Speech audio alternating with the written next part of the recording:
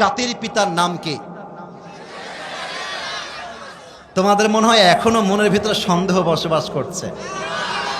জাতির পিতার নাম বঙ্গবন্ধু নয়, জাতির পিতার নাম ইব্রাহিম আলাইহিস সালাম। বলো, কোন বাপের কথা বলে জাতির উপরে চাপাই দিলে জাতির পিতা হওয়া যায় না। জাতির পিতা হতে হলে বুকের তাজা রক্ত দিয়ে ইমানের পরীক্ষায় পাশ করতে হয়, ঠিক কিনা বলে? অতএব মুসলমানদের জাতির পিতার নাম বঙ্গবন্ধু না ইব্রাহিম আলাইহিস সালাম? আচ্ছা দেখেন তো, নমরুদ এ কথা কে বলে? কলিজা কলিজা, কথা না বলি, কথা না বলি, একটু চুপ থাকি, যা করা যায় ইশারায়। দেখেন সবগুলো মানুষ চাতক পাখির মতো বসে আছে। এটা গোদাগাড়ির মাটি, এটা ইসলামের ঘাঁটি, ঠিক কিনা বলেন? ইব্রাহিমকে নমরুদ বলছে ইব্রাহিম, আবার কথা বলে না। এতগুলো লোক চুপচাপ। Why you are talking man? কোনো কথা বলছো তোমরা এখানে? এই একদম না, তোমরা কোনো হাসি না, কোনো আওয়াজ চাই না। তোমরা কি ওয়াজ ভালো চাও না খারাপ চাও? ভালো না খারাপ? আমি আর কোনো সাউন্ড চাই না। ইব্রাহিমের শত্রুর নাম নমরুদ। বলেন সবাই কি নাম? নমরুদ বলছে ইব্রাহিম, এক আল্লাহর ইবাদত ছেড়ে দাও, আমাকে রব হিসেবে মেনে নাও, আগুনের পূজা করো, তবে তোমাকে ছেড়ে দিব। যদি তুমি না ছাড়ো তবে তোমাকে আমি আগুনের মধ্যে পুড়িয়ে মারব। ইব্রাহিম বলছে এক কথা, আমার জীবন যাবে, বাট ইমানের ক্ষেত্রে এক চুল পরিমাণ কোনো কম্প্রোমাইজ চলবে না, ঠিক কিনা বলে? ইমানের পথে অবিচল থেকে আমার মরণ যেন হয়, তোমারই কাছে মিনতি আমার, তোমারই কাছে মিনতি আমার, মহামহিম দয়াময়। ইমানের পথে অবিচল থেকে আমার মরণ যেন হয়। পড়েন সবাই আমেন।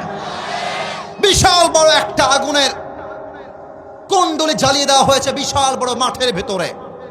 নমরুদ বলছে ইব্রাহিম, এক আল্লাহর ইবাদত ছেড়ে দাও, তুমি বেঁচে যাবা। ইব্রাহিম বলছে এক কথা, জীবন থাকতে তোর মতো কাফেরের সামনে আমার মাথা এক চুল পরিমাণ নত হবে না, ঠিক কিনা বলেন? এবার জিব্রাইল আসছে। কে আসছে? আসতে কেন বলেন সবাই, কে আসছে? জিব্রাইল কানে কানে বলছে। যুবকরা কি অ্যাক্টিভ আছে কিনা দেখা যাক। কিসে কিসে বলছে? আর একবার কিসে কিসে বলছে? বলছে ইব্রাহিম, আমার কথা শোনো, তুমি আমার কাছে সাহায্য চাও, আমি তোমার জন্য এমন সাহায্য করব তোমাকে নমরুদ আগুনে ফেলতেই পারবে না। কিন্তু ইব্রাহিম বলছে এক মারাত্মক কথা। ইব্রাহিম বলছে, হে ফেরেশতা, হে জিব্রাইল, আমি তো এমন কোন রবের ইবাদত করি না যেই রব তার বান্দার দুঃখ কষ্ট নিজের চোখে দেখে না। আরে আমার আল্লাহ আমার জন্য এনাফ, কাউকে আমার দরকার নাই, ঠিক না বলে? নমরুদ বলছে ইব্রাহিমকে ফেলিয়ে দাও আগুনে। যখন আমার দুই হাত দেখেন তো সবাই, প্রিয় ভাইরা, দেখা যায়? হাত তুলতে হবে না, দেখা যায় কিনা বলেন? না, আওয়াজটা আগের চাইতে একটু কমে গেছে। দুই হাত দেখা যায়? নমরুদ বলছে কাফেররা, ওকে ধরে আগুনে ফেলিয়ে দাও, ফেলিয়ে দাও। যখন ফেলানো হবে সঙ্গে সঙ্গে আল্লাহ তাআলা বলছেন, হে আগুন, কুলনা ইয়া নারু কুনি বারদান ওয়া সালামান আলা ইব্রাহিম। আল্লাহ বলছে আগুন, আমার ইব্রাহিমের জন্য তুমি এই মুহূর্তে শান্তিদায়ক ঠান্ডা হয়ে যাও।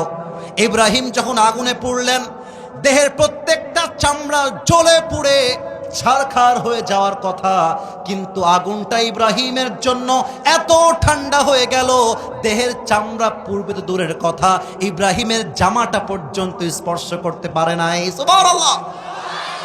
কুল্লা ইউসিবানা ইল্লা মা কাতাবাল্লাহু লানা।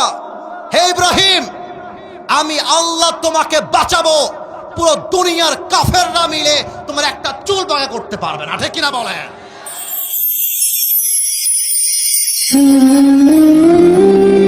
তালহা ইসলামিক মিডিয়া, সত্যের পথে অবিরাম।